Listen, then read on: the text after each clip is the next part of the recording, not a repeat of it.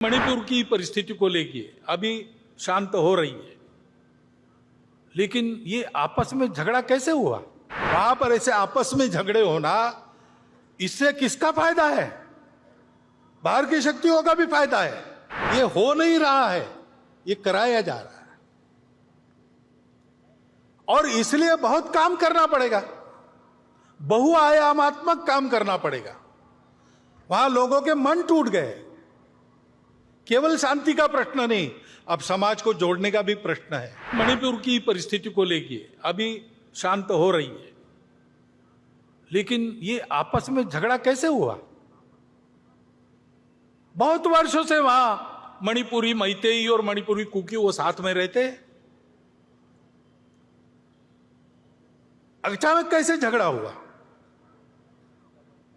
सीमा लगत क्षेत्र है वो भारत का, वहां पर ऐसा होना, वहां पर अलगाव की बातें खड़ी होना, वहां पर ऐसे आपस में झगड़े होना, इससे किसका फायदा है? बाहर की शक्तियों का भी फायदा है। बाहरी लोग थे क्या करने वाले?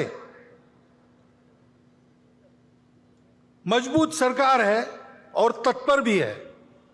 स्वयं गृह मंत्री वहां जाकर बैठे 3 दिन,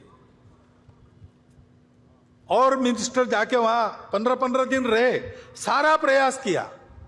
वहां की सरकार चाहती नहीं, देश की सरकार प्रतिबद्ध है।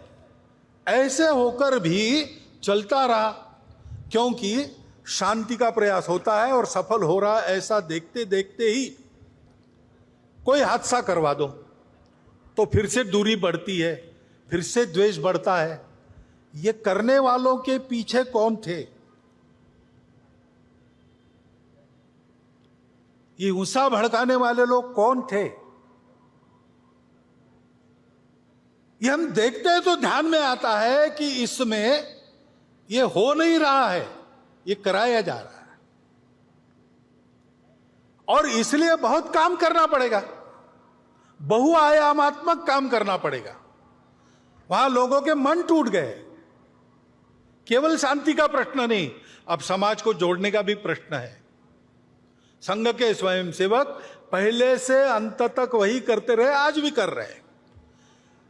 सबकी सेवा कर रहे हैं, समदृष्टि से सबको देख रहे हैं, सबके पास जा रहे हैं, सबसे बात कर रहे हैं शांति रखने की। और ऐसी परिस्थिति में भी समाज में टूटन पैदा न हो, इसके लिए उस परिस्थिति में भी अपनी जान हथेली पर रखकर काम कर रहे हैं। स्वयं को उस उकसावे में, उस भड़काने वाली परिस्थिति में दिमाग पर बर्फ रखकर उन्होंने काम किया है।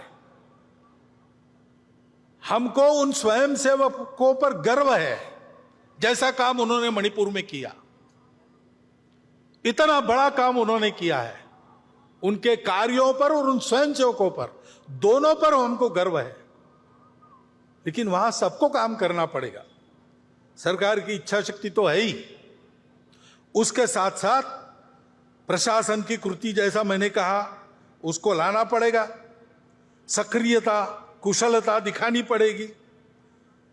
अविश्वास को, खाई को पाटने में प्रबुद्ध नेतृत्व को भी वहां के भूमिका बनानी पड़ेगी। लंबा काम करना पड़ेगा।